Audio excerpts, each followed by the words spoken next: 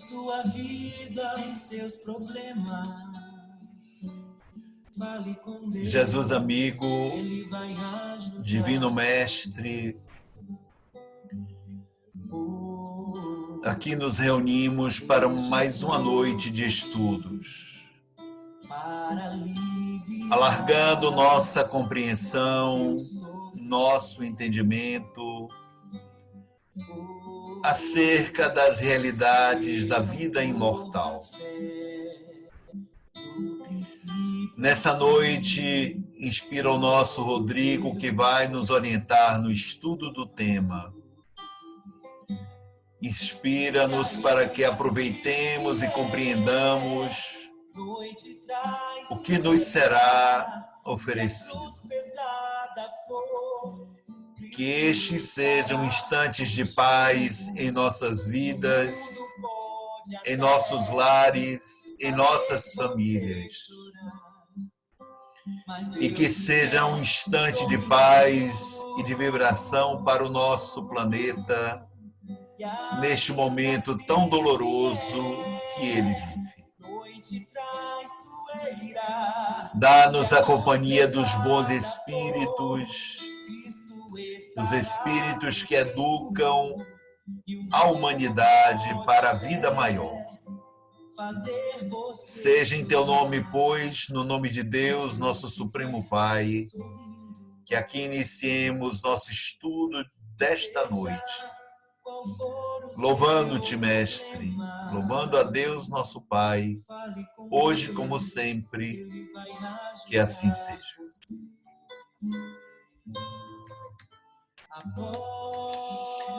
Na noite de hoje, como consta da nossa programação, e fechando o estudo do mês sobre a reencarnação, nós teremos o nosso Rodrigo trabalhando os aspectos deste filme, que é clássico sobre reencarnação, A Reencarnação de Manica. Com o nosso Rodrigo, portanto, está a palavra. Rodrigo, boa noite. Boa noite a todos e todas. Eu já peço desde já desculpas, porque certamente a minha conexão em algum momento do nosso encontro de hoje vai cair, como quase tudo neste projeto de país, a conexão aqui é péssima e a minha hoje resolveu funcionar uma qualidade já menor do que já de costume. Consegue me ouvir, Rui, direitinho? Tudo ok? Pronto, Rodrigo, tranquilo, pode continuar. Tranquilo. Na noite de hoje, como o Rui falou, nós vamos tratar de uma obra que é um clássico no que tange aos aspectos da reencarnação, dos compromissos reencarnatórios, que é a Reencarnação de Manica. Ela é uma obra que consegue tratar com algum nível de veracidade, com um bom nível de veracidade sobre os aspectos reencarnatórios, embora não deixe de ter alguns aspectos românticos, embora ela não deixe de ter alguns aspectos que são característicos de obras cinematográficas, né, para atrair o público, mas, de um modo geral, ela consegue cumprir o seu papel e transmitir a mensagem, embora, obviamente, para este tipo de obra nós saibamos que os recursos financeiros são muito escassos. Então, diante de todas essas dificuldades, a obra consegue, a meu ver, cumprir o seu papel e transmitir a mensagem que o autor deseja transmitir. Antes de tratarmos propriamente da obra, é preciso que nós tenhamos uma noção dos aspectos sociais que existiam no momento da obra, e a gente também pode fazer uma conexão com o momento do caso real, porque esta obra, como nós vamos ver, ela baseia-se em um caso verídico que aconteceu na Índia também. Ela retrata este caso verídico com algumas diferenças, mas assim, os aspectos sociais, eles algumas transformações com o decorrer do tempo, mas eles se mantiveram e a gente consegue fazer uma conexão entre o contexto social da época da obra, de 1989, com o contexto social da época em que o caso se deu. Então, dito isso, é importante que a gente leve em consideração que existia na sociedade indiana da época, de uma forma mais diluída, e quando do caso verídico, do caso real, ainda mais fortemente, uma divisão de castas, uma divisão social importante nesta sociedade hindu, e essa divisão se estendia para além da Índia, ia para o Nepal e para outros países e outras populações de religião hindu. E geralmente, embora geralmente identificado com o hinduísmo, este sistema de caste também foi observado entre seguidores de outras religiões do subcontinente indiano, incluindo algumas classes de muçulmanos e entre cristãos. É importante que a gente tenha isso em mente. A Constituição da Índia, obviamente, ela rejeita este tipo de discriminação baseado na hereditariedade, nos aspectos familiares, mas ela ainda existe nos dias atuais, sobretudo em comunidades mais rurais, em comunidades mais afastadas dos grandes centros urbanos. Por que estamos tratando deste contexto social? Primeiro, para que a gente consiga se conectar aos fatos que ocorreram, desde os fatos verídicos, lá no início do século XX, como também com a obra, para que a gente possa compreender as dificuldades que os contextos reencarnatórios nos trazem, porque muitas vezes vivemos em uma encarnação, em um ambiente familiar, em um ambiente social, em um ambiente econômico muito diferente do que vamos viver em outra encarnação ou do que já vivemos em uma encarnação ainda anterior. Então, é importante a gente compreender estas situações, porque ela gera implicações, ela gera alguns problemas, né, como dificuldades de compreensão desses aspectos reencarnatórios. Ainda no contexto social, estas castas elas eram divididas da seguinte maneira: existiam os brahmanes, que eram sacerdotes e letrados, que são as pessoas economicamente mais favorecidas, né? Ou seja, eles nasceram da cabeça de Brahma, segundo a crença deles.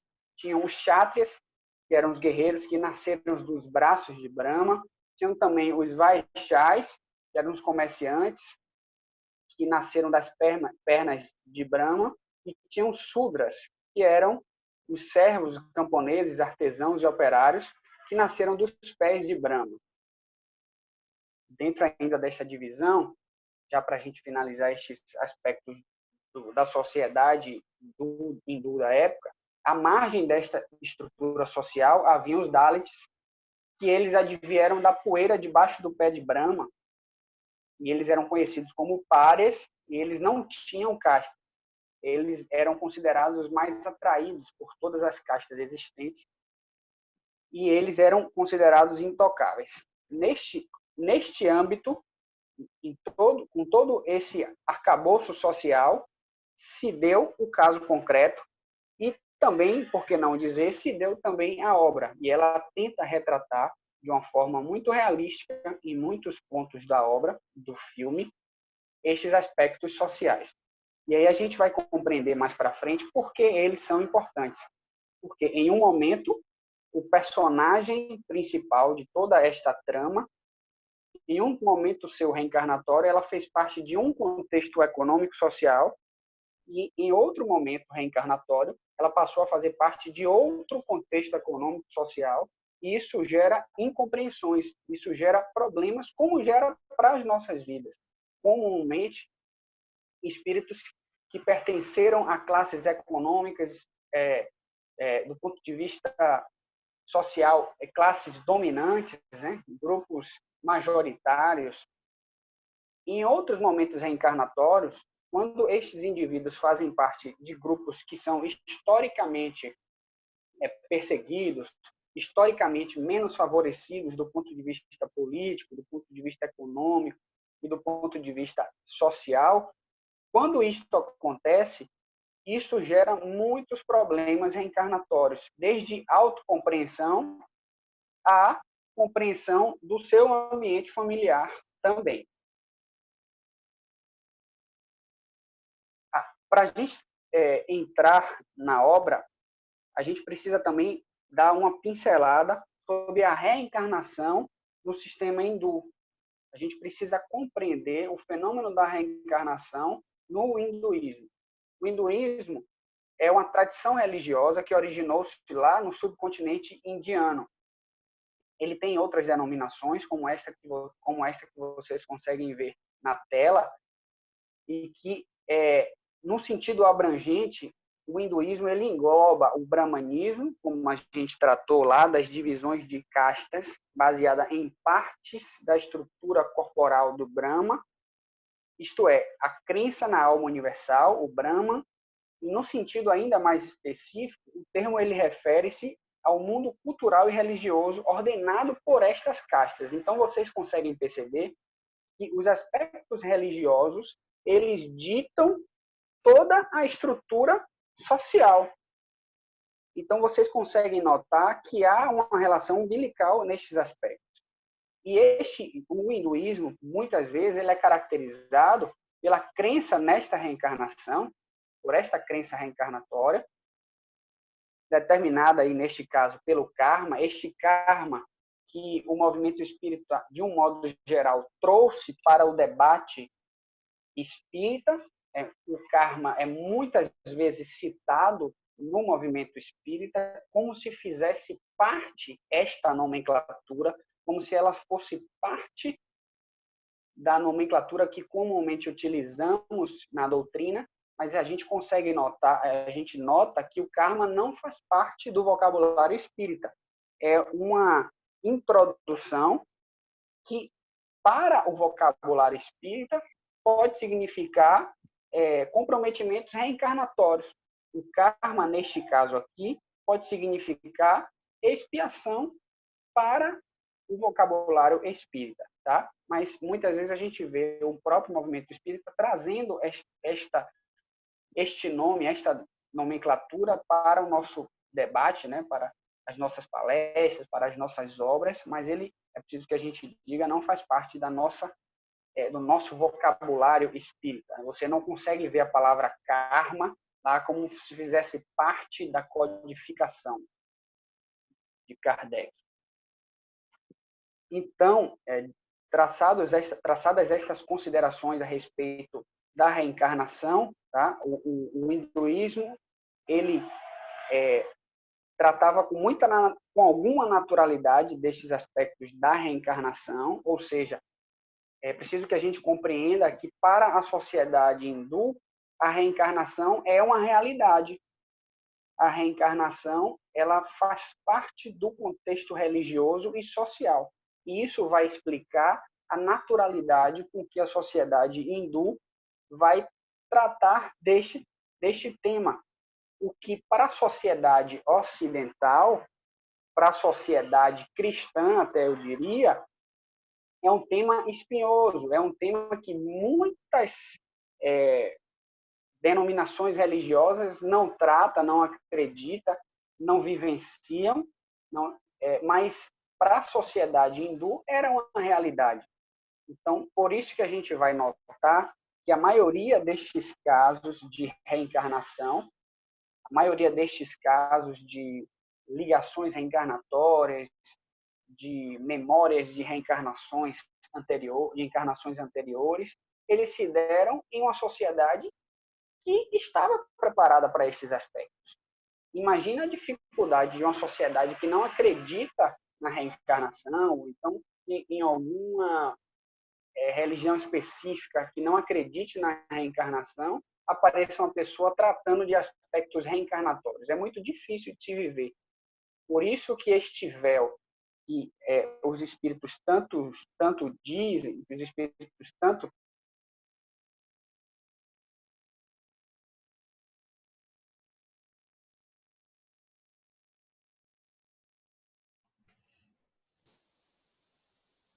Rodrigo, Rodrigo caiu.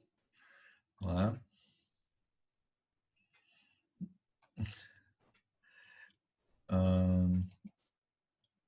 Acho,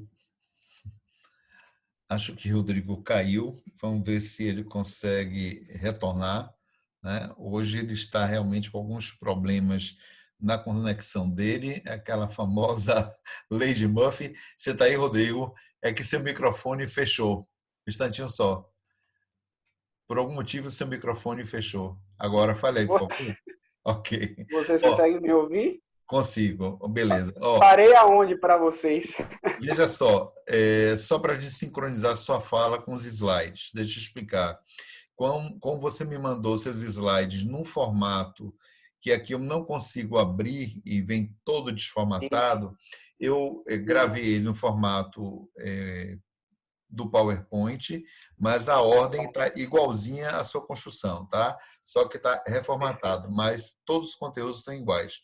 Então, vamos fazer aquele esquema. Quando você quiser que eu passe o slide, você diz, por favor, o próximo, tá? Nós estamos atualmente aqui, acho, por favor, me confirme, no slide número 5, correto? Ou a É gente já está isso. mais adiante? Eu estava no slide, já estava concluindo o 5, mas eu não sei se a minha fala vocês conseguiram captar. Não, por favor, retome essa questão aí de outras religiões, como budismo, jainismo, as questões do hinduísmo, o fato de karma não estar incluído na doutrina espírita, ser uma apropriação que fizemos no nosso atual debate. E aí, o que é que acontece, Rodrigo? De vez em quando eu alterno com sua imagem para a gente não ficar olhando o tempo todo para o slide, a gente poder alternar entre sua imagem que fala e o slide. Então, quando você quiser Perfeito. que eu passe para o próximo slide, você diz, Rui, passa para o próximo, que aí a gente vai Ah, caminhando. pronto.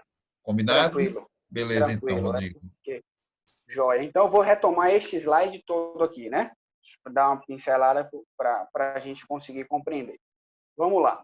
O hinduísmo, ele, na sua essência, ele crê, né? Então, os adeptos do hinduísmo, eles acreditam e eles vivem, é mais do que um acreditar, na reencarnação e todas as suas consequências, os seus aspectos são muito vívidos para este segmento religioso.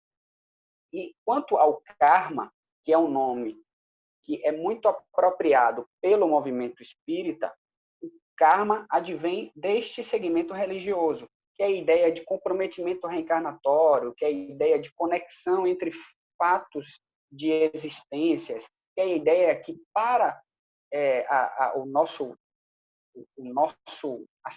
âmbito espírita é a ideia também de expiação, tá? De necessidade de reparação de fatos, reparações às violações às leis divinas, enfim. E para eles a ideia da salvação ela se dá com o final destes ciclos sucessivos de nascimento e de morte. O que para nós espíritas é a ideia de conseguir um nível evolutivo que em algum momento não nos trará mais a necessidade de reencarnar também. Aqui eu estou fazendo uma conexão com diferenças em nomenclaturas, com diferenças na sua essência, mas que, de um modo geral, tratam de temas que podem ser conectados com o pensamento reencarnatório espírita. Perceba, a reencarnação para o hinduísmo é uma coisa, e a reencarnação para o espiritismo é outra, com outras nomenclaturas, com outros aspectos e com outras considerações. Eu estou tentando aqui pegar somente o fio que conecta as ideias que estes segmentos, no caso o hinduísmo, um segmento religioso, e a doutrina, um segmento científico, com implicações sociológicas, tem deste aspecto que é a reencarnação. E é importante que a gente diga que a reencarnação ela não é somente um fenômeno que é vivido como crença pelos membros do hinduísmo. Esse fenômeno também é vivido como crença para outras religiões, inclusive da mesma região, como o budismo, o jainismo, com considerações, com formalidades, com visões deste aspecto muito diferentes, né? Mas que têm algumas conexões entre si. Dito isso, vamos entrar na obra propriamente dita, que é o tema da nossa noite.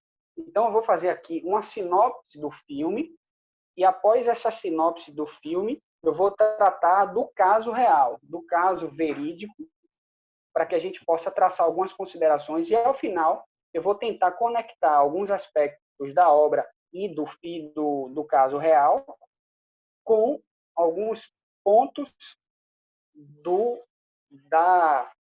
das obras de Kardec, com alguns pontos do Livro dos Espíritos, com um ponto específico também do Evangelho segundo o Espiritismo. Afinal, é essa a nossa essência. A gente tem que tentar, de algum modo, trazer qualquer tema que a gente venha debater aqui, a gente tem que tentar encaixá-lo, conectá-lo com algum aspecto da nossa doutrina. Tá? Esta obra tem como direção e roteiro François Villiers, é uma obra de 1989, da França, e tem como personagens principais Julian Sands, né, no caso, o ator, que é o Padre Daniel, o personagem da obra, Ayesha Darker, que é Manica Calatio, que é a personagem principal da obra, e Suresh Uberoi, que é o Ranjit Sharma, que é, na obra, o esposo em uma encarnação anterior de Manica. Então, como se deu esta obra? É uma obra muito interessante, é uma obra que realmente traz alguns aspectos muito realísticos sobre esse fenômeno da reencarnação, e ela inicia basicamente da seguinte maneira, ela se dá da seguinte maneira: é uma criança, né? Na obra, ela começa a desenvolver algumas lembranças de encarnação anterior, numa idade mais avançada do que de fato aconteceu, no caso real, o que é ainda mais espetacular, o que é ainda mais impressionante. E lá, para os seus 10 anos, ela começou a desenvolver algumas lembranças desta encarnação anterior.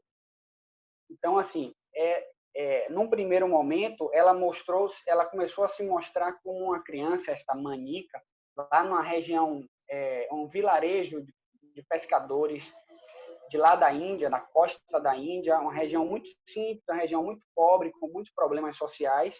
O que de fato aconteceu, neste caso, guarda uma relação muito igual entre os contextos sociais de pobreza, de miséria, de simplicidade, né, no modo de viver daquelas pessoas. E nesta obra, a criança, ela começa, desde jovenzinha, aos seus 10 anos, ela começa a relembrar de alguns aspectos reencarnatórios. Então, em um determinado momento, ela chegou para a mãe, olhando uma colina de montanhas assim, ela olhando para este horizonte, ela começou a ter essas lembranças. Então, ela já lembrou do Himalaia, época desta encarnação anterior, ela começou a falar para a mãe que já tinha visto cenários como aquele, que já tinha vivido cenários lá no Himalaia, e obviamente isso causou estranheza na mãe, porque era uma família cristã, era uma família católica, e que aquele vilarejo ele era regido por aquele padre, né? Ou seja, era uma sociedade de pessoas muito simples e que tinha uma influência católica muito grande. Então, tinha um padre irlandês, que era o padre Daniel, que era professor dessa escola, uma escola católica, era professor desta menina, que exercia uma influência muito grande sobre aquele vilarejo de pescadores. Então, a família da menina, que era convertida ao catolicismo, começou a estranhar aqueles aspectos reencarnatórios. Ou seja, vejam aí, não era uma família hindu. Por isso que começaram a estranhar estas lembranças reencarnatórias desta menina Manica. Se fosse uma família hindu, certamente lidaria com muito mais naturalidade com aquele contexto de lembrança reencarnatória. Aí a gente já começa a entender as conexões em que a religião, que o os aspectos sociais trazem para a obra e trazem para o caso real. E no decorrer da obra a gente consegue perceber que ela traz recordações muito vívidas. Assim, por exemplo, há um momento em que ela dança uma dança característica do povo ao qual ela pertenceu na encarnação anterior. Então, a mãe e o padre não conseguem compreender. Está me ouvindo, Rui? Só para...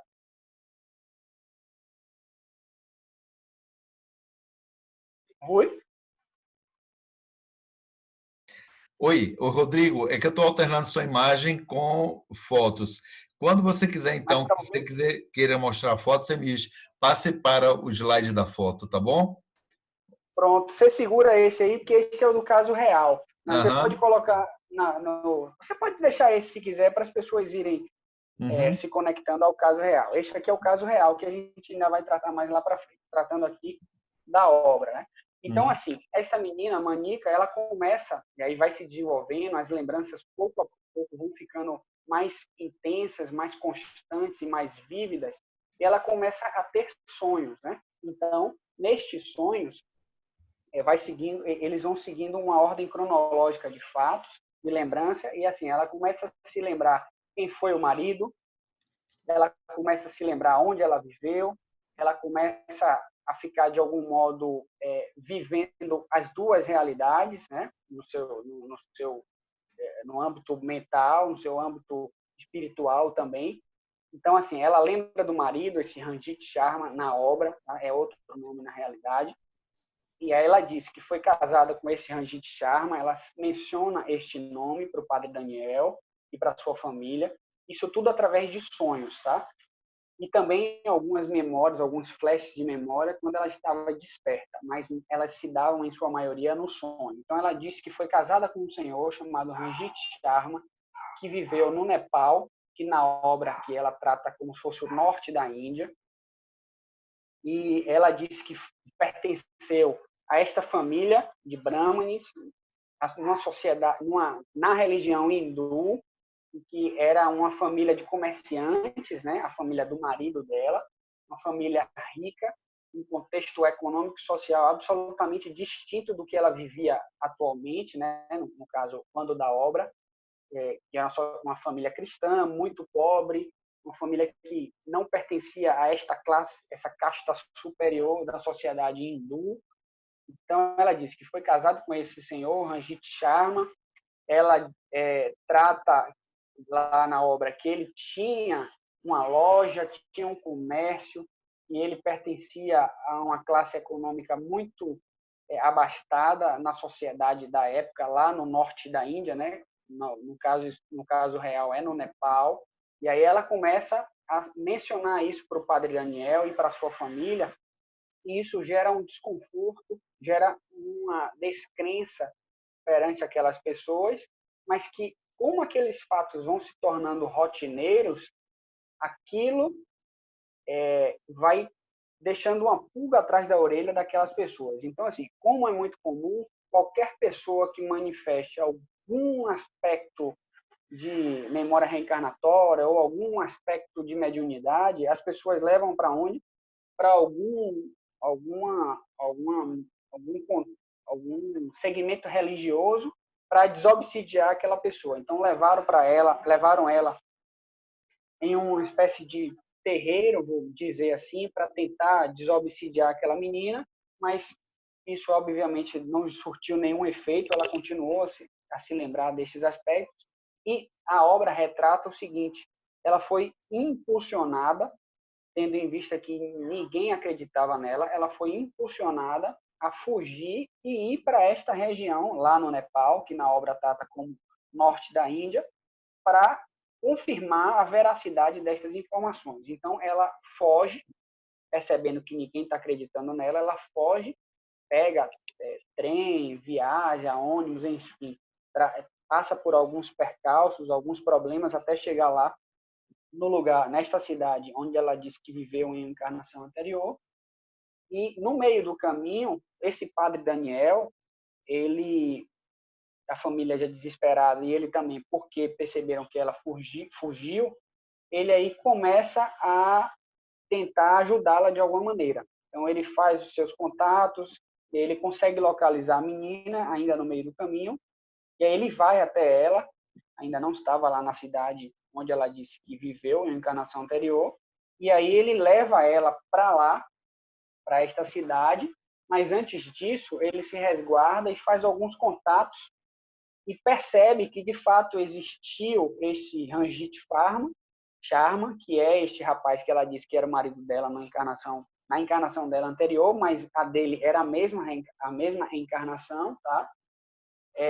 E aí eles vão para lá, esse padre Daniel, que era uma pessoa muito inclinada a mudanças no contexto estrutural da igreja, ou seja, ele era um padre muito de vanguarda, digamos assim, um padre muito conectado às novas realidades sociais e curioso, acima de tudo curioso. E aí ele levou essa menina, após confirmar por telefone que, de fato, este senhor existia, o Ranjit Sharma, que esta família deste marido dela, na encarnação anterior, existia. E aí ele levou ela lá. Lá ela conseguia se lembrar onde era a casa, como era a casa onde ela viveu. E aí ele faz o contato com este senhor, ele relata esta situação, ela vê o seu ex-marido, e aí é um ponto importante, todas essas informações da casa, da relação dela com ele, se confirmam, ela consegue notar uma sintonia muito grande entre ela e ele, e entre ela e a mãe dele, ou seja, a ex-sogra dela, perdão. E aí é um aspecto importante. Eles já lidam com naturalidade com esta informação. Embora, no primeiro momento, tenha gerado uma espécie de surpresa para eles, tendo em vista que ela era uma criança, e ele já mais de 40 anos, gerou uma surpresa, porque uma criança conseguia relatar todos os fatos de uma maneira muito realística, de uma maneira muito concreta. E aí ela relembra lá que ela morreu no parto, né, morreu logo após o parto. Quando ela entra nesta casa onde ela viveu na encarnação anterior, ela faz o seu ritual de oração, absolutamente distinto dos rituais católicos, né, de oração. Então, ela faz um ritual hindu de oração, ela relembra onde era seu quarto, ela relembra toda a casa, ela menciona características das relações entre eles com muita propriedade. Ela já viveu, de fato, toda aquela situação, e o marido e a ex-sogra, por eles pertencerem a uma religião que vive isso com naturalidade, esses aspectos reencarnatórios, eles compreendem que aquilo é verdade após todas essas informações se confirmarem, e eles compreendem essa realidade social, e eles vão tocando as novas relações de uma forma diferente. Então, assim, ele, no momento da obra, já estava casado com outra pessoa, o que gerou uma frustração para ela, porque nas suas lembranças reencarnatórias, ele, na encarnação anterior, tinha dito para ela, para essa maníaca, na encarnação anterior, que iria reencontrá-la, iria esperá-la em outra encarnação, e aí ela reencarnou e ele estava com outra. Isso gerou uma frustração. É importante a gente ter em mente que todos esses aspectos são importantes para a formação do indivíduo. E é preciso que a gente compreenda que essas conexões reencarnatórias, elas podem se modificar. Percebam que eles fizeram um pacto, inclusive formal, ele garantiu que iria esperar ela numa outra reencarnação, ou seja, eles pertenciam à religião hindu, mas isso pode se modificar de acordo com o quê? Aí trazendo para a nossa doutrina, de acordo com nossas escolhas, de acordo com o livre-arbítrio, de acordo com as nossas novas decisões em outro ambiente reencarnatório, ou inclusive na mesma encarnação, como no caso dele, para que a gente compreenda que, apesar de os espíritos nos dizerem que os fatos mais importantes da nossa vida, eles guardam alguma programação, mas muitos aspectos da nossa vida material aqui podem ser modificados. podem ser tranquilamente modificados, e isso sempre de acordo com as nossas decisões, sempre de acordo com as nossas novas atuações em um outro contexto. Tá? E aí, para a gente finalizar a análise da obra e tratar do caso específico, depois a gente tratar das conexões com a doutrina, para não me alongar muito, assim, ela não vive este relacionamento com ele, este novo relacionamento, ele já estava casado, ela até pensa, de algum modo, em esperar mais 5 anos, ela tinha 10, esperar fazer 15 anos para se casar novamente com ele, mas ele já está em um outro contexto emocional, em um outro contexto mental, com o filho, que é o filho deles, né? Quando ela morreu após ter dado à luz a criança.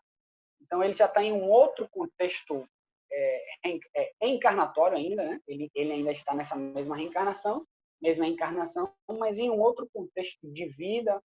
E aí ela volta para o seu vilarejo e aí a obra ela se encerra.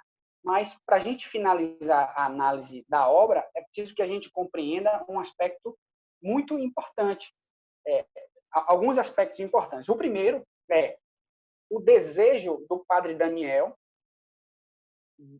após um primeiro momento de ceticismo quanto àqueles aspectos. Então, vocês percebem a dificuldade para um padre compreender aquilo com certa naturalidade, mas ele portou-se como um pesquisador de fato. E aí, se a gente fizer uma conexão para os nossos estudos espíritas, a gente pode compará-lo, guardadas as devidas proporções, com todos os outros pesquisadores, cientistas que a gente vê na literatura espírita, que em um primeiro momento, como o próprio Kardec, que em um primeiro momento se mostrou muito cético quanto àqueles fenômenos, tá? Não estou fazendo comparação moral nem intelectual, só estou dizendo a postura perante os fatos. Esses pesquisadores que a gente estuda na literatura espírita, eles tiveram também esta postura. No primeiro momento, se mostraram céticos, mas qual a diferença deles para aqueles que já têm ideias preconcebidas? É a boa vontade, não em acreditar naqueles fenômenos, mas a boa vontade em estudá-los de uma forma séria, em compreender a veracidade ou não daqueles fenômenos, para que, após esse estudo de maneira meticulosa, de maneira organizada, de maneira muito concatenada, essas ideias muito organizadas, para que, após tudo isso, eles possam tirar uma conclusão daqueles fenômenos. Então, o movimento espírita do passado, tá? Aqueles estudiosos espíritas, eles se portaram da mesma forma que o padre Daniel se portou. Pertencia a uma religião católica, ou seja, não tinha nenhuma conexão com o espiritismo, nem com o hinduísmo, nem com os aspectos reencarnatórios, tá? Do estudo da reencarnação, mas estudou aqueles fatos, checou as informações, ele fez uma análise ordenada de todo aquele contexto e confirmou, junto com a menina, que tudo aquilo era verdade. O segundo ponto que eu quero tratar é sobre as nossas lembranças reencarnatórias. É preciso que a gente tenha em mente que não é o fato de esta menina e muitas outras pessoas terem recordações de encarnações anteriores que qualquer pessoa pode ter. Porque se este véu existe, se o esquecimento do passado existe, é porque o nosso passado pode nos trazer problemas, pode nos trazer muitos embaraços, e isso pode dificultar seriamente a nossa trajetória evolutiva. Então, assim, ela lidou com muita naturalidade com isso, mas aí eu me questiono, por que ela só lembrou desta encarnação em que ela não tinha muito comprometimento reencarnatório? E se ela lembrasse de uma encarnação em que ela se comprometeu seriamente do ponto de vista evolutivo, do ponto de vista de violações às leis divinas? Então, obviamente, eu compreendo que todos estes casos têm muita importância para a confirmação, para a comprovação dos aspectos reencarnatórios. mas é preciso que a gente compreenda que existe sempre uma finalidade aí, nessas lembranças. Então, fica aqui sempre a reflexão. Se ela lembrasse de uma encarnação em que ela se comprometeu seriamente, como seria o comportamento dela na encarnação então vigente, atual da obra? É um outro aspecto que a gente precisa ter. Não é qualquer lembrança que a gente pode ter das nossas experiências anteriores. A obra, ela é uma obra relativamente curta, é um filme de 1h30 e que trata basicamente disso. Só para a gente fazer um resumo e passar para o caso concreto. É uma menina que nasceu num vilarejo da Índia e que começou a ter lembranças de uma encarnação específica, que foi logo a anterior, tá? E ela tinha morrido nessa encarnação anterior após ter dado à luz a uma criança, e nessa encarnação atual ela começa a se lembrar deste marido, que ainda está na mesma encarnação. Ela vivia como ele vive em outro contexto social, em outro contexto religioso, ela em outro contexto econômico, inclusive. Ela começa a se lembrar dessa encarnação anterior, ela, com a ajuda deste padre e com a concordância do próprio marido e da sua família, ela consegue confirmar todas essas informações reencarnatórias. A sua loja, a sua casa, o seu filho, o seu relacionamento, as suas outras relações sociais, o seu nome na encarnação passada, que ela consegue também se lembrar. Enfim, todas essas informações foram concretamente confirmadas. E agora, Rui, eu peço a você que passe, se ainda na imagem, se ainda volta, por gentileza, para o caso real. Pronto. O caso real é de Shanti Devi, ou Shanti Devi, que aconteceu, de fato, também na Índia. É um fato que teve uma repercussão social, uma repercussão jornalística também muito grande, não só na Índia, mas também mundialmente falando. E, assim, o contexto foi o mesmo. Foi uma menina que nasceu num vilarejo também muito pobre, nos arredores de Nova Delhi, e que ela, e aí neste caso foi muito mais cedo, aos 4 anos e não aos 10, e Manica ela consegue relembrar da encarnação anterior a partir dos 10 anos. Neste caso aqui foi algo mais impressionante, a partir dos 4 anos, essa menina aí, Shanti Devi, ela vai se lembrando destes aspectos da sua encarnação passada e com muita propriedade, tá? De fato, gera algum nível de dúvida no seu âmbito familiar, mas como ela não pertencia, neste caso aqui, a uma família católica, eles já lidaram com mais naturalidade com isso, né? Com este fato. E, assim, só para a gente compreendê-lo, após uma análise meticulosa sobre essas informações, após uma análise de todos os aspectos concretos que foram mencionados pela menina, tá? O contexto é absolutamente o mesmo. Ela lembra do seu marido anterior, ele pertencia de fato a esta mesma casta, era também comerciante, pertencia a uma família rica, uma família muito abastada, no caso lá no Nepal. E aí ela começa a relembrar destes atos da vida concreta dela, da encarnação anterior.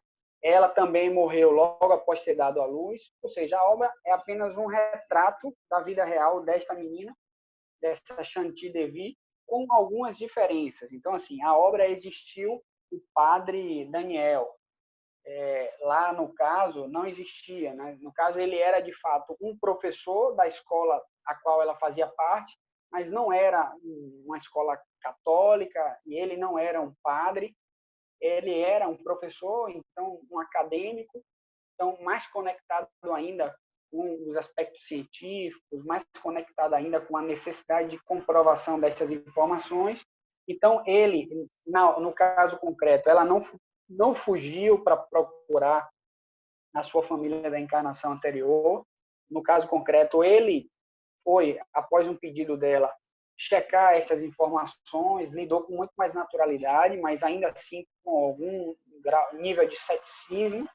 ele, após a confirmação destas informações sobre a vida passada dela, encarnação anterior, ele foi para lá, para este lugar no Nepal, para essa nova cidade, para essa cidade no Nepal, confirmou estas informações, confirmou com a família, confirmou a existência do seu marido, da família a qual ele pertencia, da religião a qual ele era seguidor, confirmou também que ele era comerciante, que eles faziam parte de uma classe economicamente muito mais abastada do que a dela naquele momento. E aqui é um ponto importante sobre isso. Neste caso, este caso foi após designação de Gandhi, esse caso foi estudado por um comitê por 15 membros, e estes membros estudaram com afinco, confirmaram com muito afinco estas informações, e após a confirmação dessas informações todas, eles publicaram um relatório ratificando todas essas informações e confirmando que se tratava de uma lembrança reencarnatória, de uma lembrança de uma encarnação anterior desta menina, confirmada cientificamente, confirmada pela própria família do marido, né, do ex-marido. E isso foi publicado.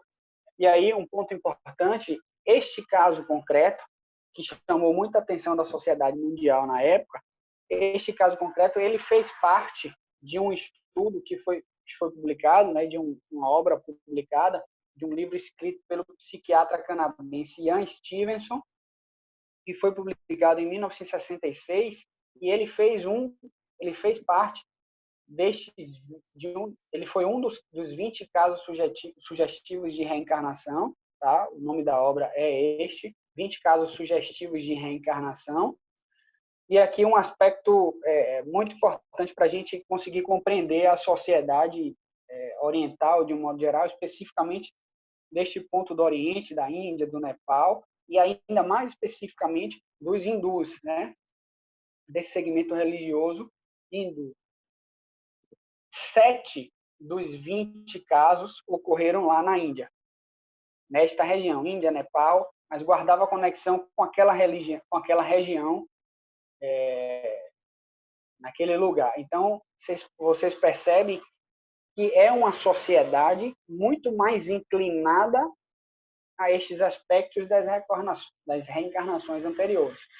Existem, de fato, casos na sociedade ocidental de lembranças reencarnatórias. Tá?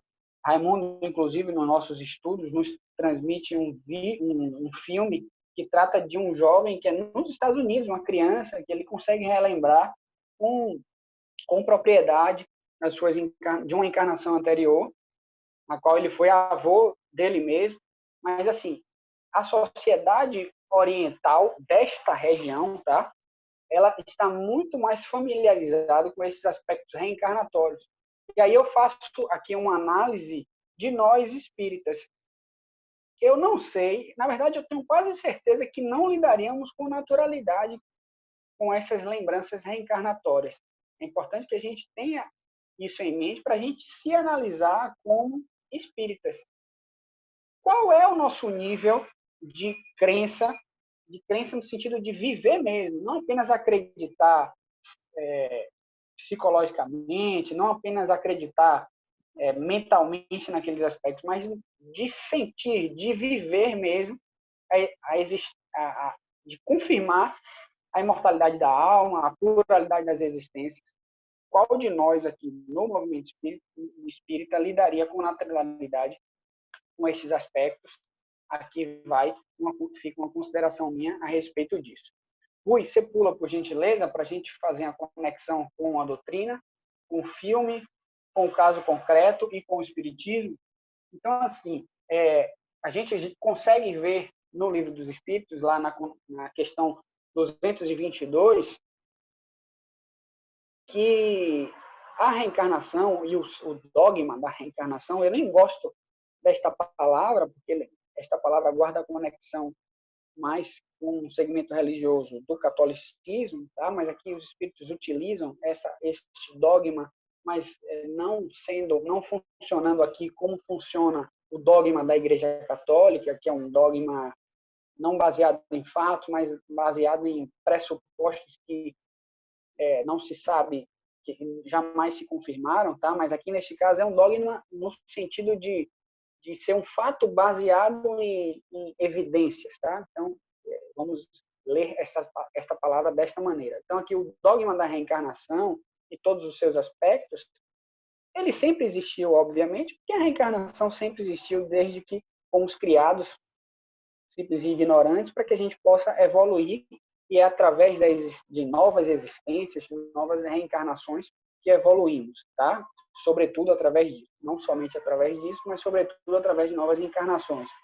E a ideia da reencarnação, aqui os espíritos citam, Pitágoras já tratava deste aspecto, então, antes também dele, obviamente, já existia a ideia da reencarnação, porque sempre foi algo vívido, sobretudo para alguns segmentos sociais, para algumas sociedades. Tá? Embora seja muito difícil a gente compreender isso, nós ocidentais, mas esses aspectos reencarnatórios sempre fizeram parte da trajetória espiritual, aqui especificamente no planeta Terra, mas também num âmbito mais amplo em outros planetas, obviamente. Então, não é um fenômeno novo, não é um fato novo, é apenas um fato antigo e que sempre fará parte da nossa trajetória espiritual. Você pula, por favor, Rui? Pronto.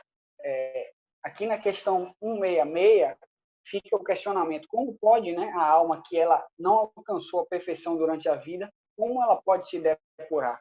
Sofrendo a prova de uma nova existência, nos respondem os espíritos, né, após o questionamento. Então, vocês percebem aqui qual a finalidade de cada existência nossa? Tem a finalidade de nos depurarmos. Tá? Então, cada nova existência funciona para a gente, serve para nós uma nova oportunidade de depuração, uma nova oportunidade de vivenciar novas experiências e assim evoluirmos na nossa trajetória espiritual.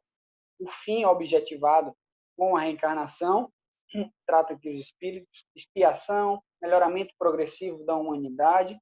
Sem isso, onde há justiça? Então, a reencarnação, ela é, em última análise, uma manifestação da justiça de Deus. Ela é, a meu ver, a maior manifestação de justiça de Deus. É a reencarnação e todas as suas implicações e consequências. Então, a gente consegue compreender isso.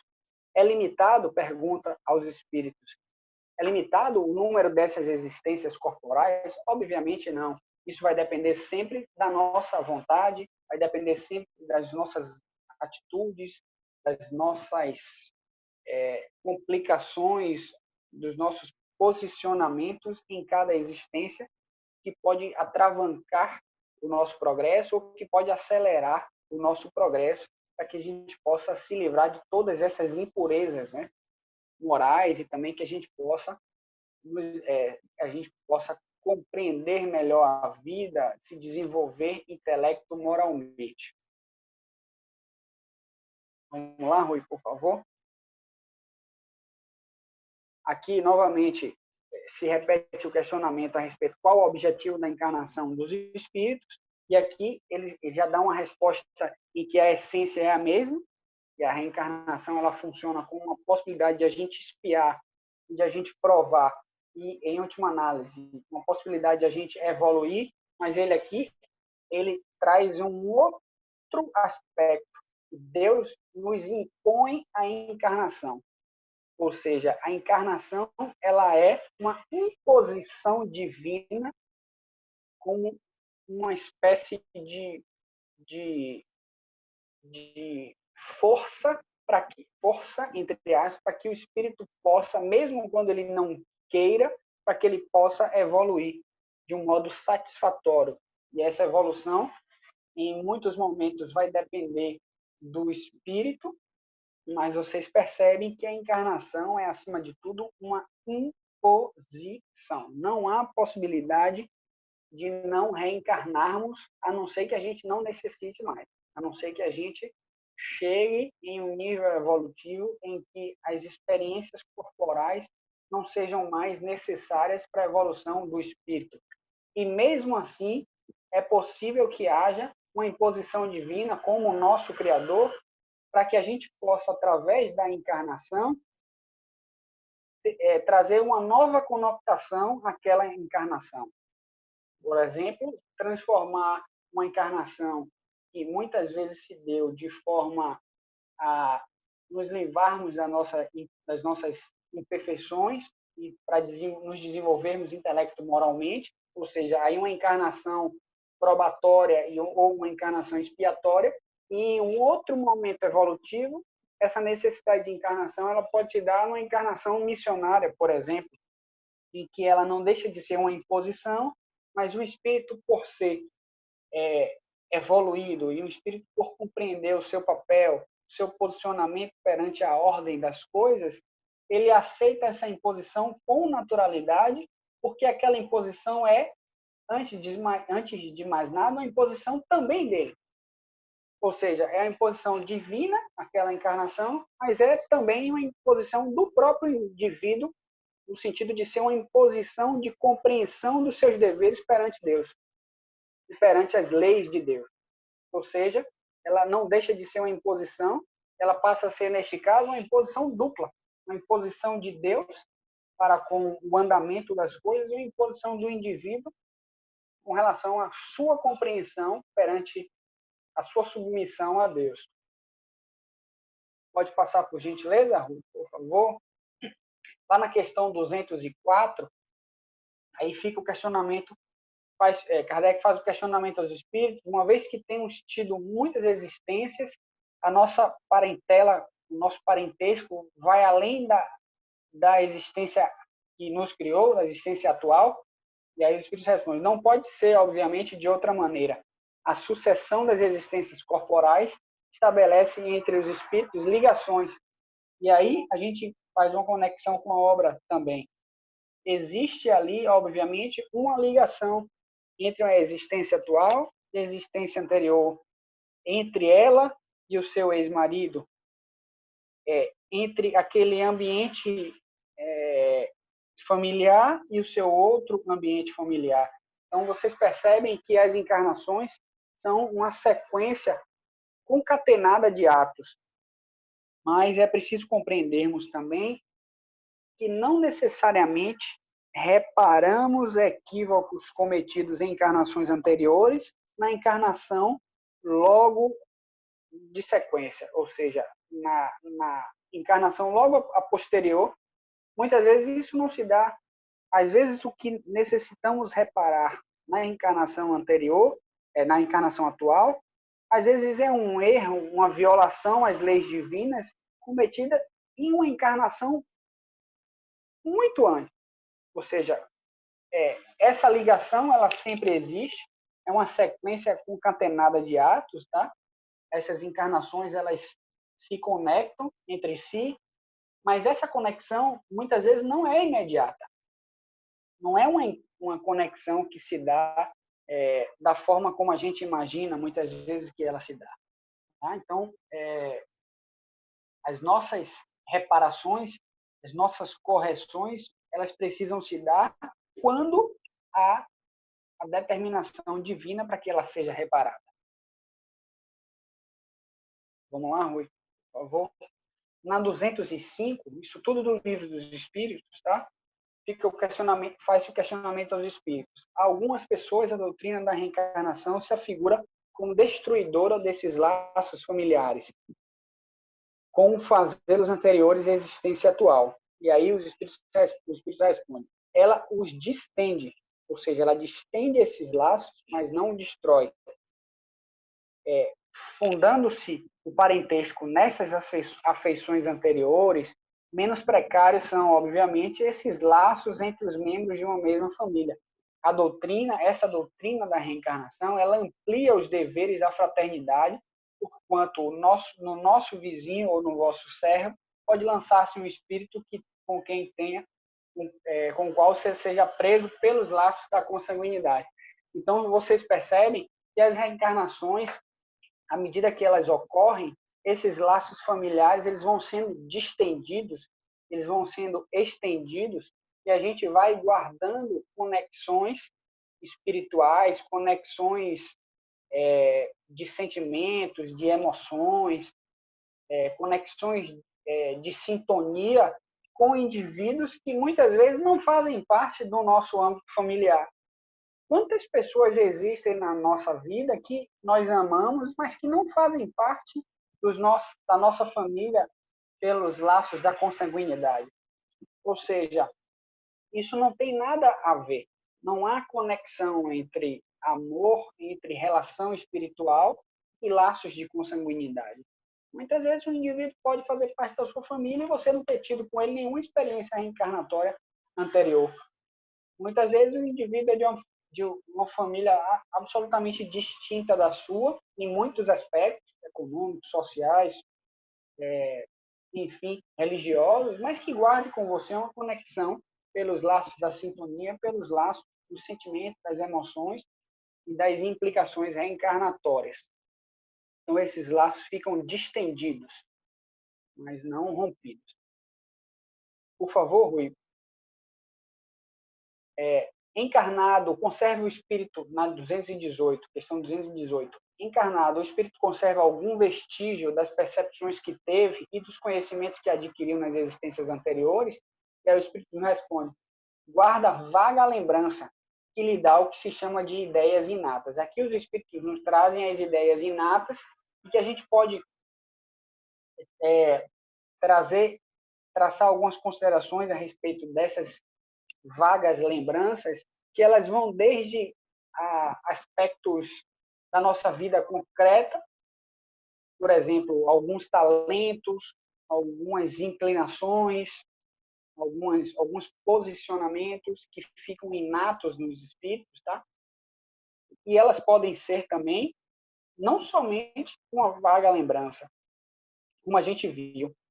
Essas recordações reencarnatórias, elas podem ser recordações absolutamente concretas do indivíduo, a depender da necessidade que ele tenha para que ele possa relembrar aquilo, a depender também do arcabouço psíquico e emocional para que ele lide com naturalidade com aquilo, porque a gente sempre tem em mente a ideia de que todas as vezes que a gente for lembrar de uma encarnação anterior, a gente só vai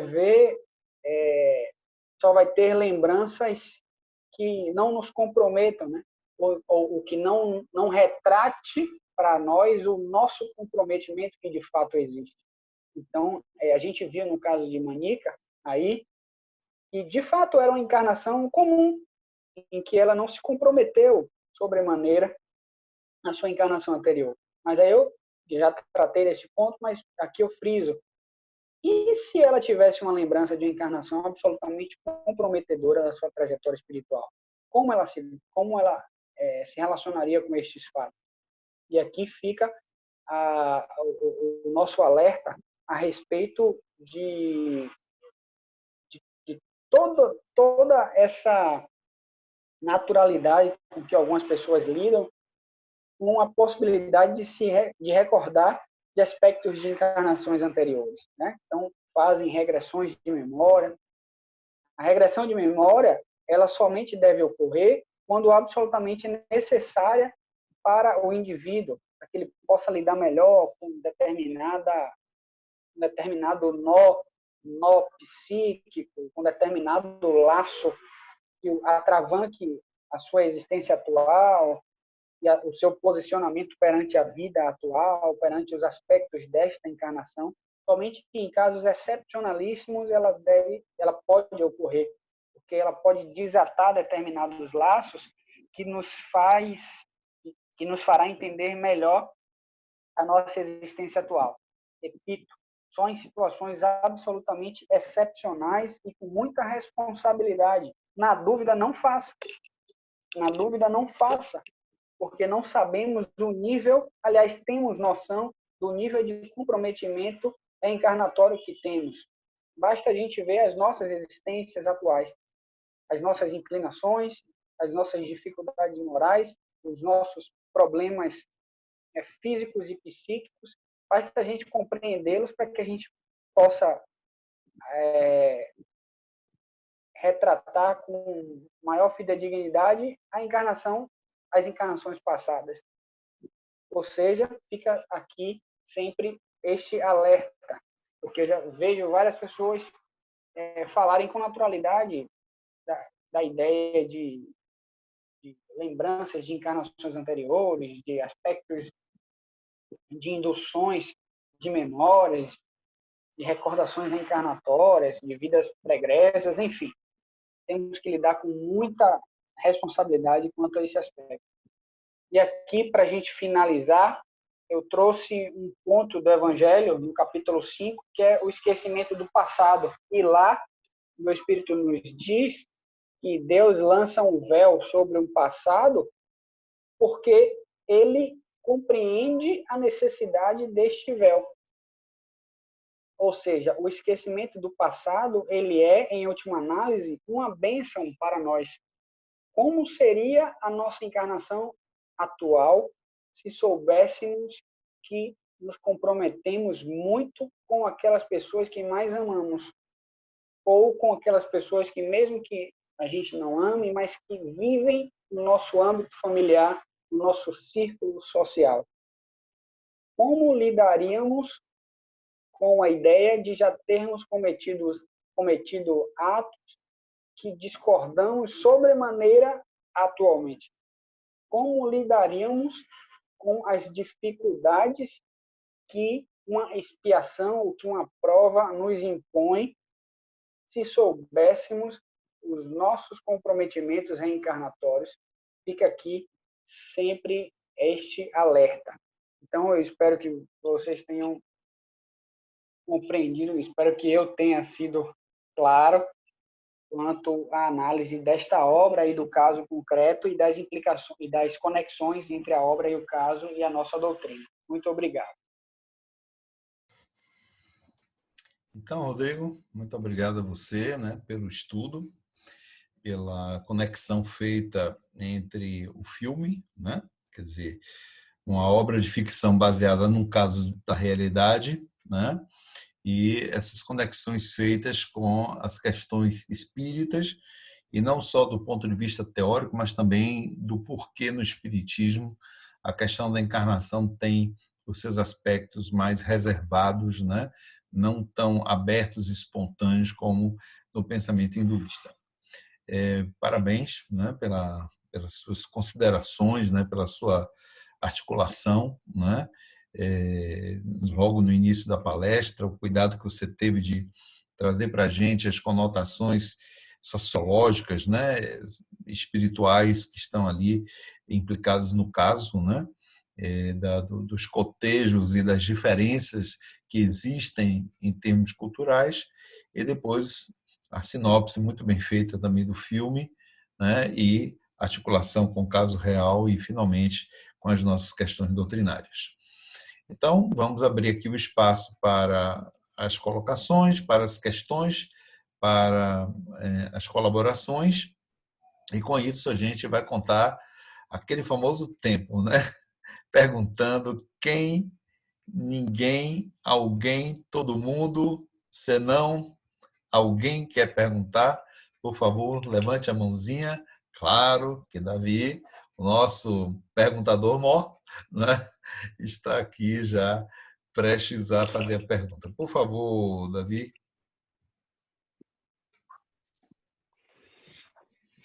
Rodrigo, oi, Rui, boa noite a Boa todos. noite. Boa noite, Davi. Muito interessante o tema. Eu realmente tenho uma admiração assim com o conteúdo que é ligado ao véu do esquecimento, né? E realmente admiraria muito se ele não existisse, né, o véu do esquecimento, porque eu penso assim, as grandes decisões que eu vejo de muitas pessoas na vida é analisando erros do passado, ciclos do passado. Eu fico imaginando, pô, como seria a vida se eu pudesse lembrar de vários ciclos, né? E outra, ia ser de uma forma mais bruta, né? Eu ia ver em realidades mais torpes do passado, né? Ia ser bem mais claro do que hoje eu posso analisar minha própria vida. Outro fator interessante, conhecimento, né? Estudos que eu já fiz no passado serem agregados. Outras coisas, pessoas ao meu entorno, saber pessoas que já têm tendências ruins ou boas e eu saber traçar relações muito mais engenhosas com essas outras pessoas. Então, assim, além, eu vejo esses defeitos que você fala no sentido de, pô, como é que seria, então, para a gente ampliar, né, a fraternidade, né? Você não falou assim, não, mas teve uma parte aí que você falou do evangelho que seria para ampliar, para potencializar a nossa capacidade de nos relacionarmos. Né? Mas também eu penso pelo outro lado, né? O quão benéfico seria. Né? Então, gostaria de ouvir um pouco sobre isso. Olha, Davi, eu penso da seguinte maneira. Este véu, ele certamente é muito menos levantado para nós que somos espíritos ainda muito imperfeitos, se fizermos uma análise daquela escala de espíritos, né, escala evolutiva de espíritos que Kardec nos trouxe na obra dele, nas obras dele, né, em mais de uma. Certamente, à medida que vamos evoluindo, que vamos tendo uma compreensão muito maior da nossa posição perante a divindade, da nossa posição perante a vida de um modo geral, tá? A nossa trajetória evolutiva, à medida que a gente consegue evoluir intelecto, moralmente, este véu, obviamente, ele vai ficando mais levantado porque a gente lida com muito mais naturalidade com aqueles aspectos. Eu acho que a sua análise é uma análise baseada na possibilidade de o espírito lidar bem com aqueles problemas. Só que, ao meu ver, ela fica desconectada das nossas dificuldades morais. Entende, Davi? Porque uma coisa é Bezerra de Menezes ter uma lembrança muito mais concreta das suas existências passadas. Ele tem estofo moral, um estofo intelectual para lidar com seus comprometimentos. Certamente, todos estes espíritos evoluídos, eles tiveram na sua trajetória reencarnatória problemas.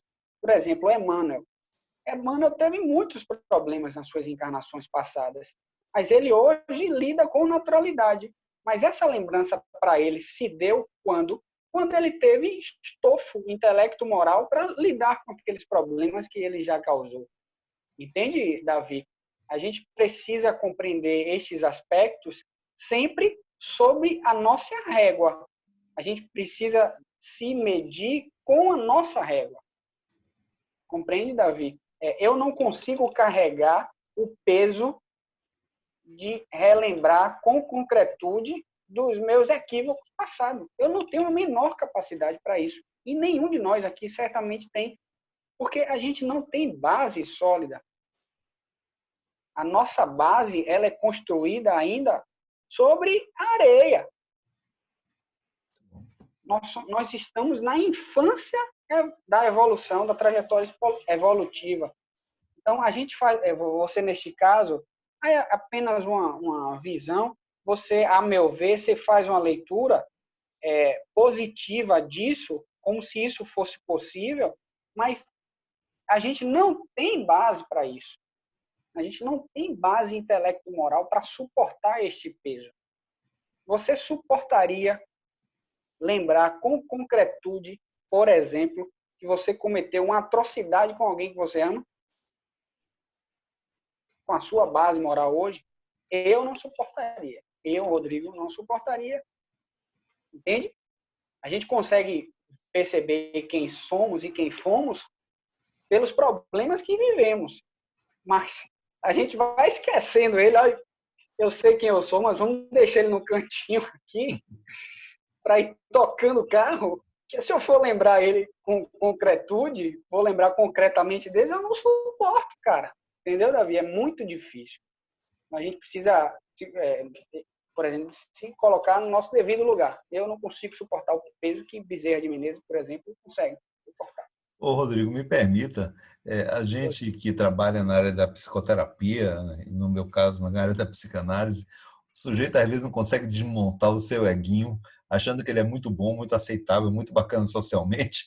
Imagine se ele for entender ou for contactar, né, como que foi no passado um criminoso, um facínora, ele foi amante da mãe, foi uma prostituta que estragou com a vida, foi uma suicida. Comumente nossas histórias é desse naipe. Nós não fomos grande coisa, assim, né? Para termos uma lembrança positiva de uma construção social mais elegante, mais produtiva, né? Comumente é uma condição mais destrutiva, mais problemática. Então, se hoje a gente tem uma dificuldade enorme de se desmontar egoicamente, né? Uma terapia, que é um fato que a gente defronta, né? Porque todo mundo quer se mostrar para o terapeuta de uma forma muito bacana, né? Porque ele se mostra para a sociedade de uma forma muito bacana. Todo mundo tem de si uma imagem muito positiva e quer conservar essa imagem porque ela é importante. Então, se você contacta com a situação anterior, você vai ficar alucinado, que você vai ver que não foi nada de bom, né? Comumente a gente matou, comumente a gente usurpou, comumente a gente traiu, comumente a gente se perdeu nos caminhos mais viciosos, porque não é porque é o mal, é porque é o nosso estágio, como você muito bem aí está colocando. Então, não é muito fácil a gente descobrir as verdades sobre nós mesmos, né? Não é muito fácil, não é uma tarefa fácil. E a lembrança reencarnatória pura, quer dizer, estampada, né? Nem sempre vai revelar para a gente que aquela pessoa a gente amou na vida passada, né? Como no caso aí da Manica, como no caso da Shanti né? Que foi uma coisa mais romântica. Você lembrou muito bem, né? Por que ela não lembrou quando ela matou alguém? Que ela provavelmente, durante essa encarnação, deve ter tido com este homem que ela lembrou como seu marido, um filho que ela abortou, um filho que ela matou, alguém, um marido que um dia ela afogou, ela traiu, ela roubou, um irmão que ela, ou que ele, quando era homem, fez alguma coisa, um pai, uma mãe que abandonou pelo meio do caminho. Não é? Então, ela teve essa lembrança graciosa, bonita, né? Cinematográfica.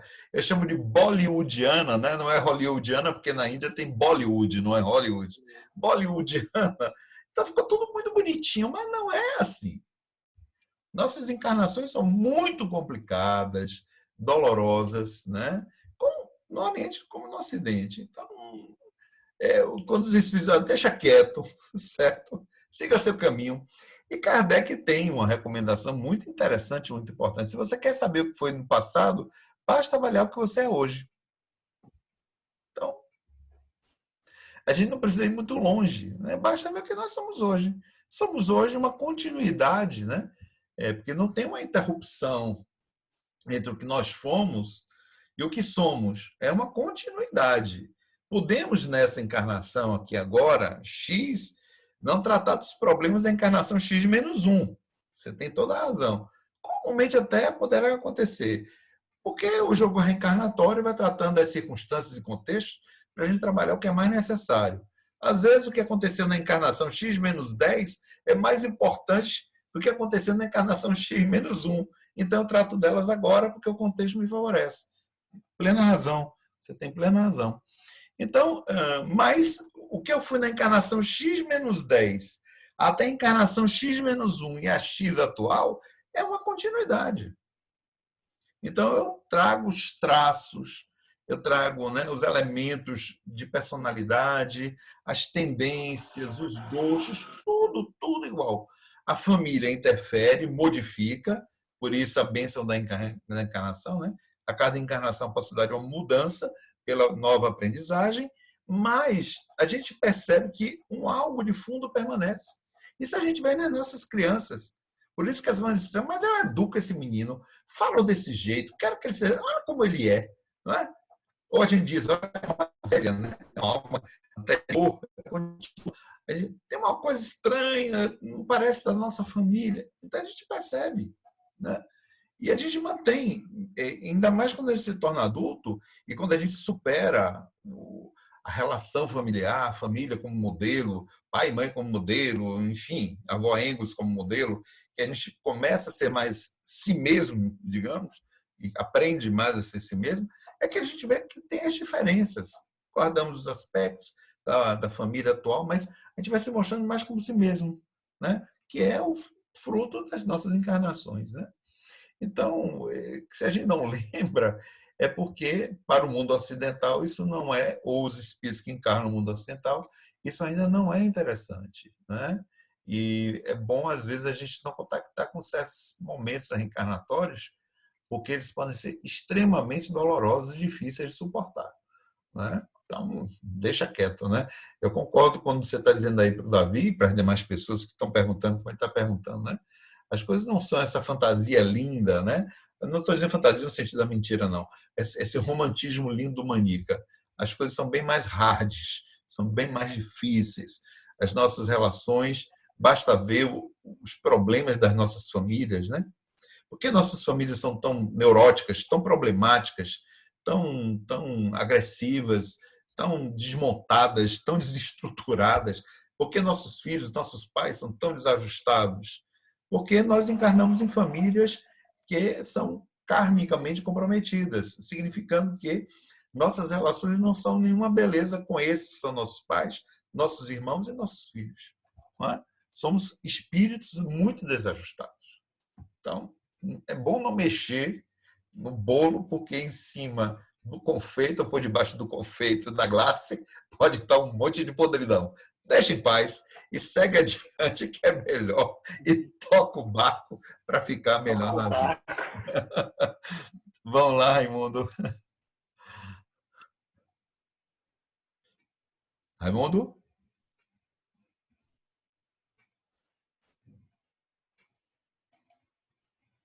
Raimundo levantou a mão, abriu o microfone. Está podendo falar, Raimundo?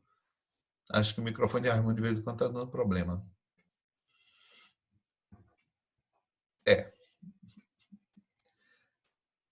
O problema... Está dando problema, Raimundo, no seu microfone. Davi, volta ao comentário. Vai, Davi. Então, eu acho realmente prudente, né, o que você e Rodrigo falaram. A doutrina traz isso, né? Agora, sim, o que eu trouxe não foi a parte romântica, foi o contrário.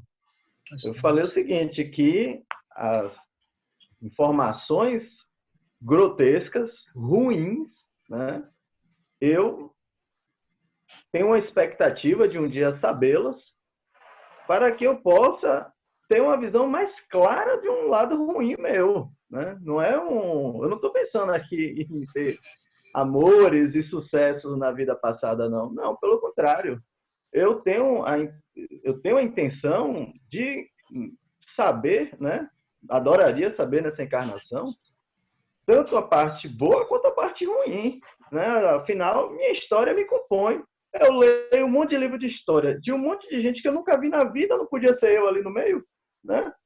Então, assim, não podia ser Alberta, João, Alfredo, Francisca, sei lá, que for, né? Seja uma assassina, seja uma prostituta, seja lá o que for, né? Então, assim, eu acho que isso vai gerar uma identidade maior. Afinal, eu me identifico com várias coisas, por que não comigo mesmo, com quem fui, né? Então, Davi, me permita, olha, Raimundo já está falando, Raimundo? Fale aí, por favor. Estou aguardando. Vai lá.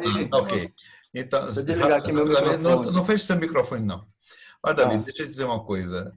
Uma vez, quando eu entrei no Espiritismo,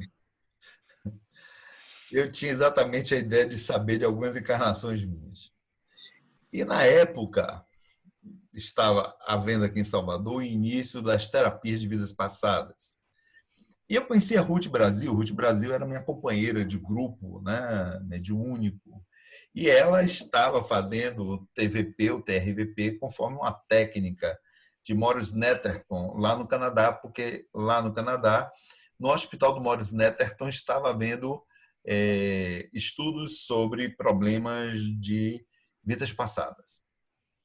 E isso estava sendo usado terapeuticamente. Pois bem, então, ele disse, opa, é uma sopa. Eu conheço o Ruth, né? Vou pedir a ela para ver minhas encarnações passadas.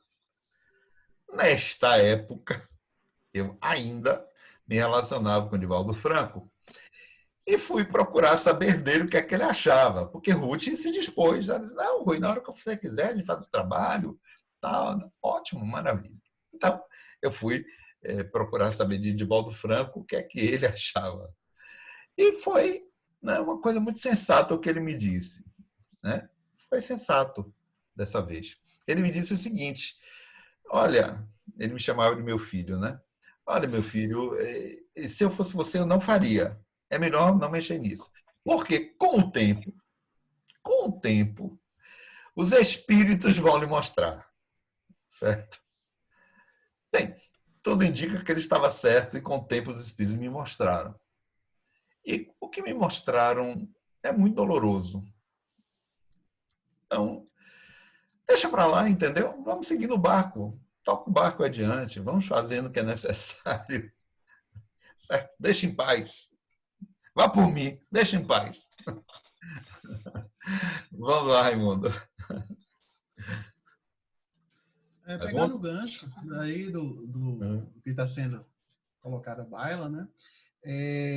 Tem um exemplo de um filme que ele é bem mais denso e mais dramático do que o Manica Manica, certo? As Duas Vidas de Audrey Rose. As Duas Vidas de Audrey Rose. É baseado num romance que alguns dizem que tem fundo real, outros dizem não, mas vamos partir do pressuposto que é um romance de ficção.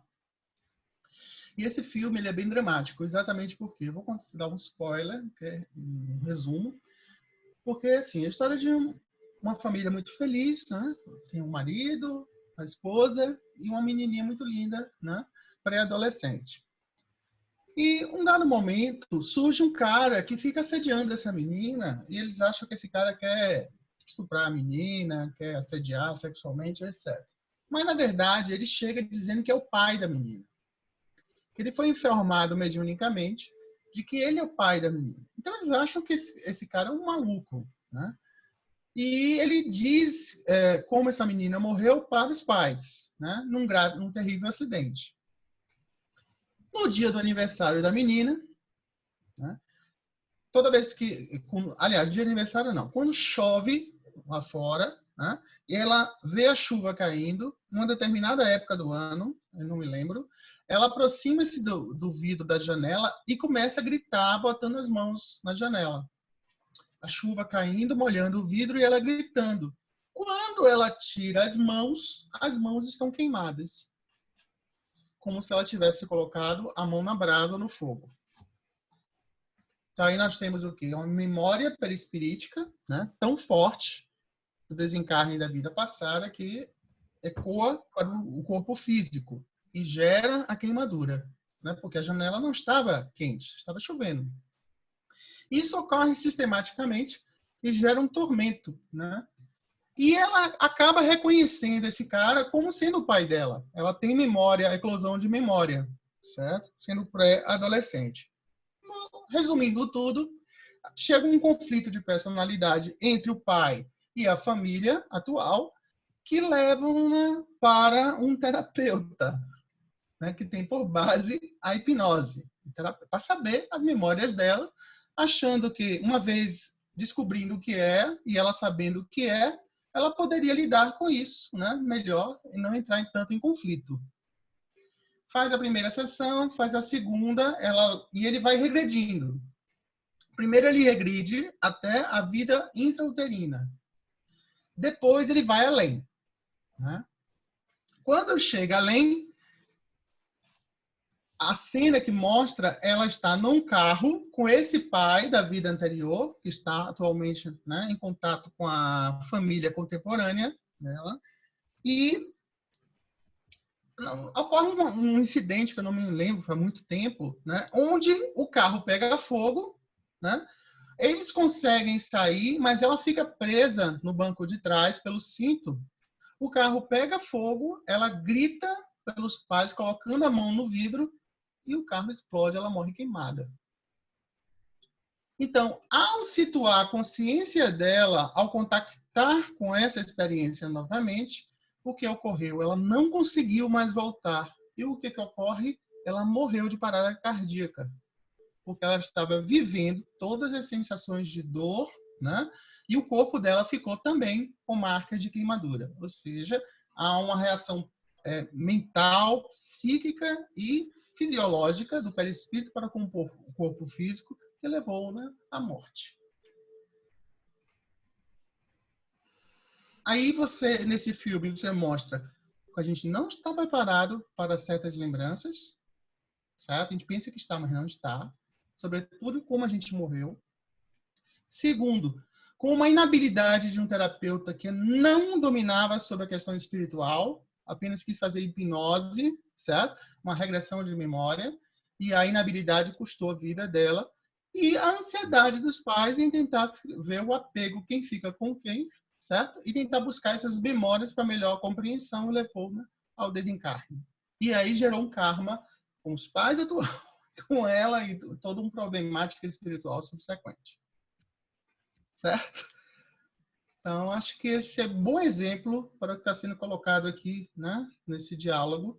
E eu sugiro que vocês assistam, só procurar As Duas Vidas de Audrey Rose. Tá bom? Parabéns, Rodrigo, pela palestra. Muito bem, Almin. Muito obrigado. Bem, Silvia.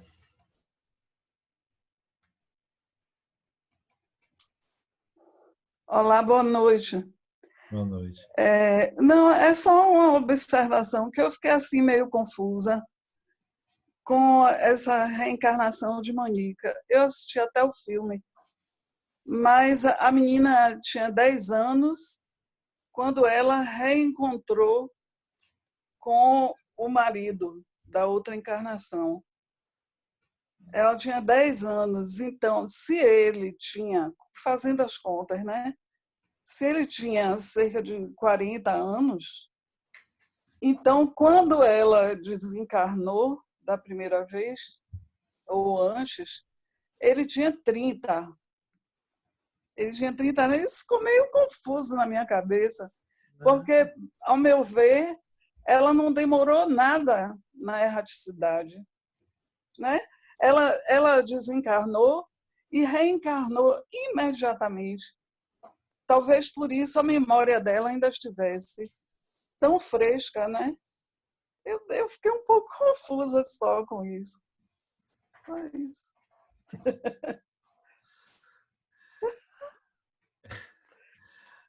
E aí, Rodrigo, você vai responder? Oi? Ah, sim, sim, peraí. Peraí, Rodrigo, meu Deus. Vai, Rodrigo. Oi, Silvia. É o seguinte, no caso concreto, no caso real, ela demorou pouco mais de 1 ano para reencarnar. Tá? Então, o filme ele tenta retratar, de algum modo, esta rapidez com que se deu esta nova reencarnação. E os espíritos eles nos dizem que a velocidade com que reencarnamos, ela vai variar para mais ou para menos, a depender, primeiro, da nossa condição evolutiva e, segundo, da nossa necessidade reencarnatória. Tá? Então, muitas vezes, o indivíduo demora anos, décadas, até séculos para reencarnar, porque ele consegue, de algum modo, evoluir muito na vida espiritual, ou então não está preparado ainda para uma nova reencarnação, porque ainda está muito debilitado, ainda está muito comprometido, mas e muitas vezes o espírito instantaneamente reencarna, né? Quase que instantaneamente. Então, e assim, o fato de ter sido uma encarnação, uma reencarnação rápida, breve, também não guarda conexão com as lembranças dela. Porque, por exemplo, ela poderia lembrar de uma encarnação X menos 2, como o Rui falou, ou X menos 10. ela trouxe essa reencarnação na memória, mas não guarda conexão. A rapidez com que reencarnamos não necessariamente favorece as nossas lembranças das encarnações anteriores, não.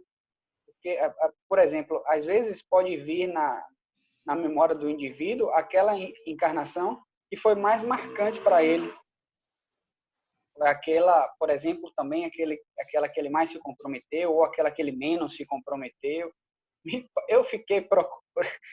Eu sou um pouco dramático, eu procuro os dramas realístico, eu diria. Eu procurei o drama do filme Maníaca. Quando eu vi que terminou, para mim foi uma espécie de frustração, porque ficou muito romântico, de fato. Eu não gosto muito destes aspectos, né? Então, eu fiquei procurando um drama como esse de Raimundo, né? Porque comumente é isso que faz parte de nossas vidas, né? Mas não teve, mas enfim. Ficou uma coisa meio hollywoodiana, né, Rodrigo? Uma coisa meio assim e tal. Leonardo aqui está trazendo, né? Porque ele está com Carol assistindo a palestra. Ele aqui mandou pelo chat, né? Se já temos problemas com as nossas obsessões, está muito bom, hein? Se já temos problemas com as nossas obsessões, sem lembrar das nossas encarnações passadas, imaginem se tivermos consciência dos nossos feitos pregressos. Essas obsessões poderiam ter consequências muito piores. Concordo, Léo. Deixa em paz. Deixa em paz que é melhor. É melhor ficar em paz. E vamos seguindo, tocando o barco para frente, né? Vamos tocando para frente que atrás vem gente, né? Então, a gente vai caminhando. Bem, gente, mais uma vez, a Rodrigo, nossa gratidão, né? Nossa alegria. Eu me permito dizer isso assim em público, tá, gente? Não é bafejando o ego de ninguém, nem querendo fascinar ninguém, mas é muito bom quando a gente vê pessoas como o Rodrigo, que estão fazendo a sua formação espirítica conosco, de forma disciplinada, dedicada, né? Trazer para a gente tantos elementos bacanas, né? Uma articulação tão madura, né? Como ele fez, né? E esse compromisso com a doutrina espírita, né? Quer dizer, a gente pode passear pelo tema, pode ir até Marte, Júpiter, mas quando a gente volta, bota o pé na Terra e estamos lá com a nossa doutrina, né? Então, isso significa justamente toda uma filosofia de formação que ele está tendo, que é dele também, claro, né? São coisas que são dele, da maneira, do caráter dele, da maneira dele ser, da sua personalidade, mas que também reflete, creio, a sua adesão, a sua formação como espírita junto conosco no NEFA. Então, é de uma alegria muito grande, Rodrigo, a gente poder compartilhar momentos, né, com as nossas crias, né? A gente chama, são nossas crias, né? É a nossa cria, são os nossos mascotes, né? Os nossos mascotinhos que o Rodrigo chega lá, menininho, né? E aí está caminhando junto com a Ana Paula, a mãe dele, a mamãe que deve estar aí toda orgulhosa, né? Com justa razão. E é muito legal, muito bacana a gente ver justamente esses desenvolvimentos, né? Substância na palestra, mostrando que a gente não precisa da retórica, daquele bambolê, daquele rendilhado, daquelas palavras. Alguém me disse, né, sobre isso. Eu fui fazer uma palestra e teve uma senhora que comentou que gostou da minha palestra, porque eu sou curto e grosso. Ela disse, não é grosso de mal educado, é curto e grosso, porque ela detesta espírito de beiço mole. Eu achei maravilhoso. Aqui não tem espírita de berço mole. Aqui não tem palestrante de berço. Passa um bode, né? Passa um bode berrando no meio do microfone da plateia. Aqui é curto e grosso, né? No sentido de que é o que é. Ninguém aqui fica se vestindo, né? Vestindo fantasia de orador, né? Somos expositores de ideias, expositores de conteúdo para as pessoas pensarem, para as pessoas elaborarem. É isso que é o espiritismo. Eu creio que se Kardec fazia exposições, ele não fazia essas exposições porque lá no tempo, conta aquelas historinhas perfunctórias, não. Ele era pau-casca, né? Enfim, é isso, é isso, é isso, é isso, é isso. A gente vê pela própria exposição nas obras dele, então não deveria ser muito diferente no falar, né? A gente escreve como fala e a gente fala como escreve. Então é muito bacana, né? A gente vê exatamente isso, né? Esse conteúdo. Eu fico realmente muito feliz, né, da gente ver os valores que estão aparecendo aí, né? As pessoas mais jovens que estão aparecendo para contribuir conosco nos estudos, nas exposições. Bom, vamos então encerrar a nossa atividade. E eu vou pedir a você mesmo, Rodrigo, que, por gentileza, faça a nossa prece de encerramento.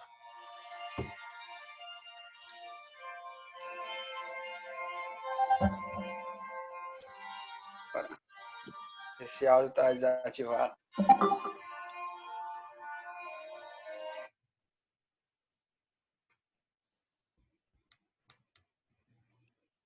Jesus, amigo,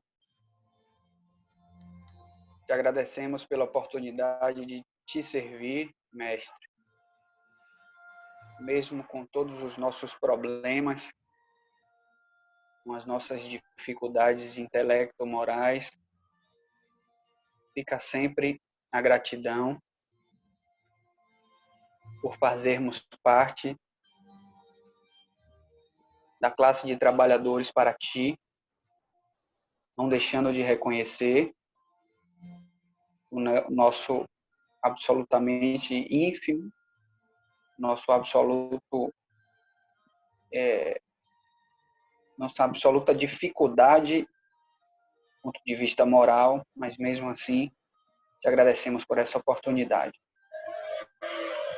Que o Senhor olhe por todo o nosso planeta, toda a humanidade na Terra, todos os irmãos que sofrem neste momento de tanta dor, de tanto sofrimento, para as pessoas que aqui estão, para os espíritos que aqui estão reencarnados.